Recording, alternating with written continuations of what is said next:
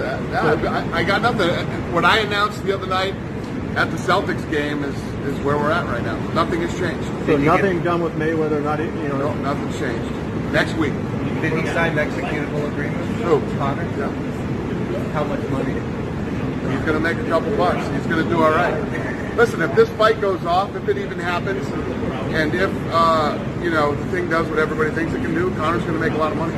Do you think the tie will be just to the amount of money that's in this contract with Mayweather? Is it all about that dollar amount?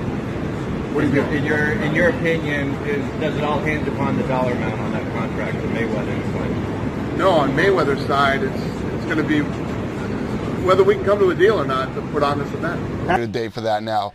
That was the date that we were shooting for, provided we could get the deals done.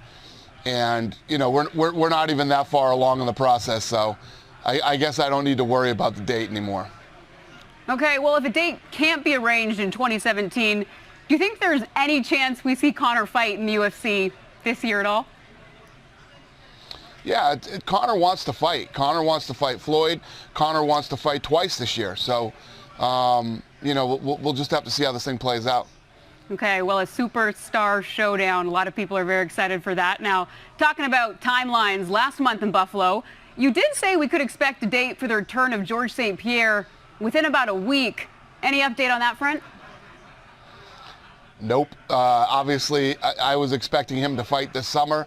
That is not the case, so we'll see what happens. I know he recently came out and said he'd like to fight in November. I like Georges St-Pierre. He's a great guy. We'll see.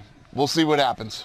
We'll see. Well, to some other Canadian news, the UFC recently announcing UFC 216 would be held in Edmonton.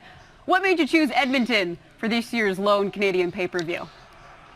Well, listen, you know how I feel about Canada. I've said it a million times. Love it up there. Some of the greatest events we've ever held have been in Canada, and it's time for Edmonton. Time for Edmonton. Love it. Now, looking ahead to this weekend, you have heavyweights in the main event. Stipe Miocic versus Junior Dos Santos. Dos Santos won their first match. That went 5 rounds. You expecting a similar slugfest this time around? I don't know. It's interesting. Stipe Miocic is a completely different fighter now. Since losing, a close decision to Junior Dos Santos in their first fight, he's gone on and knocked everybody out. He won the world title by knockout and defended it by knockout. I think Stipe Miocic is a completely different fighter, and I don't see this going to a decision again. We'll see what happens. All right, a busy weekend ahead. Dana, enjoy UFC 211. Thanks so much for this. Thank you. Thanks for having me. Floyd better hope he don't run into Conor on the street. Let me tell you what, not only will Conor kick his ass, he'll kick the shit out of every one of his security guards too. So, 100%. 100%. I would love to be there when Floyd tries to slap Conor McGregor. He is scared of the UFC, so Dana is just an employee. Let me tell you what, that fight will happen before Floyd walks up and tries to slap Conor. I promise you that, too. He'll kick his head to another planet, and then he'll murder every one of his security guards. He says you're not the A side, you're the scared side. Your response to that? Well, we'll just see. We know I'm the A side. Of course, it shows throughout the years. So many record-breaking numbers that we have done, me and my team. So we'll just see what the future holds. Hopefully, we can make the fight happen. First of all, Floyd thinks he's so much bigger than Conor. He's wrong. Listen, Floyd's gone undefeated for 20 years. I give him all the credit in the world for doing that. But for him, Conor's been around for 3 or 4 years. For him to think that he's a much bigger star than Conor isn't true. And I'm not gonna pay him way more money than I'm gonna pay my guy. What would you like for it? Can you give us a number? 100 million, 200 million? What do you think is fair for you? Because he continues to say that he's the A side, right? So you need to kind of come a little lower. What would you like? Tell us your terms. He's the scared side. Let's be honest. He's not trying to have a real fight. He needs rules to protect him. I don't need rules. So he can say he's this and he's that, but in reality, he's scared shitless. Let me tell you what, we all know $25 million isn't peanuts, and so does he. He's hanging his watch out the window. His watch is the problem, okay? When you're wearing a watch that's $250,000, You're going to need 25 million real quick, pal. Real quick. And hey, Floyd, taxes are coming up too, buddy. They're not on my level. They are not on my level. Roger Mayweather, I know saying fuck the Mayweathers, but Roger said most people don't know shit about boxing. Well, Conor McGregor says most people don't know shit about fighting. Trust me, I don't care what rule set it's under. Most people don't know shit about fighting. I'm gonna teach him about true fighting. And that's it. I land one on the dome, anywhere on the dome. He's gonna know about it. Hey man, so now you got the boxing license now. Are you gonna fight Floyd? What's he trying to get Floyd? What's Floyd gonna do? We're looking for anyone. Well, he's been talking all this. I'm the one with the numbers. We're looking for anyone. Well, he's talking all this smack about you. Into this mutant ninja to hold you. That's what's up, man. You're the man. Floyd said that he made an offer. He never made an offer. It's not true. I made an offer. Okay? So if you're serious, there's a real offer. Where do we go from here, Floyd? He's not answering the phone. Nate's a bitch. Nate's a fucking bitch. And let me tell you why. I've got the biggest, I had the biggest respect for Nate. And I still have big respect for Nick. He's out doing his thing. But when he took that phone call or that video call off Floyd Mayweather, I was like, hello, Floyd's fans. And he was Floyd's bitch that night. I was like, you fucking pussy. What's the message to Floyd? Say it right now. What's the message to him? What's the next step? Fuck Floyd Mayweather. I'ma see you soon. I'ma see you soon. He should have been on that, when he had that video call, he should have been on the other end of that line. And when Floyd was saying, you made McGregor tap out, he's like, yeah, I did. And Floyd is saying, I'm gonna finish the job. He should have said, shut your fucking mouth, I'll strangle you too. And post that everywhere. And then all of a sudden, it would have been like, fuck Floyd. It would have been me and Nate again. Conor, you can see it. Conor, tell me what happened. He went for my pot of gold and I think he got it, goddammit. I wanted to tap so the ref could see it. He hurt me. You are a bitch. Yeah, exactly. Pacquiao won the fight. That's another option. Maybe fuck Floyd. Maybe fuck the A side. Maybe let's see. Maybe I'll just fight Pacquiao instead. Why not do that? Why not fight Manny and fuck Floyd?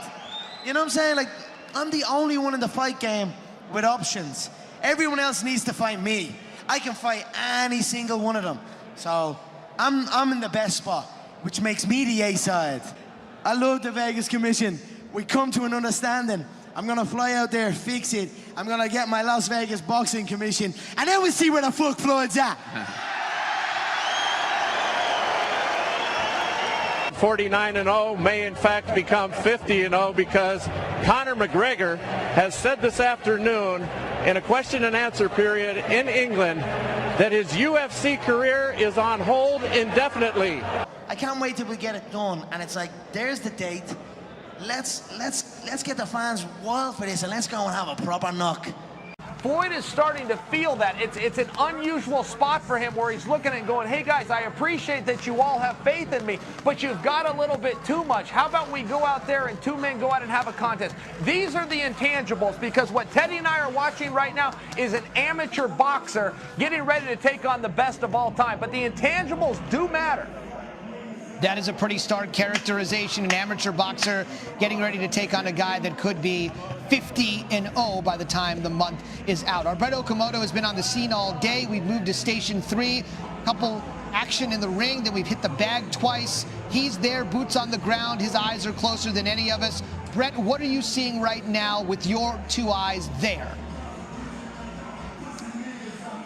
Yeah, from a technical standpoint, I think Chael and Teddy have really outlined a lot of what's going through my mind. I mean, obviously, one thing I told you, Zubin, is that I expected him to be in amazing shape, and I know that that's very, very crucial to him. I mean, that's been crucial really throughout his career, especially after he lost to Nate Diaz last year.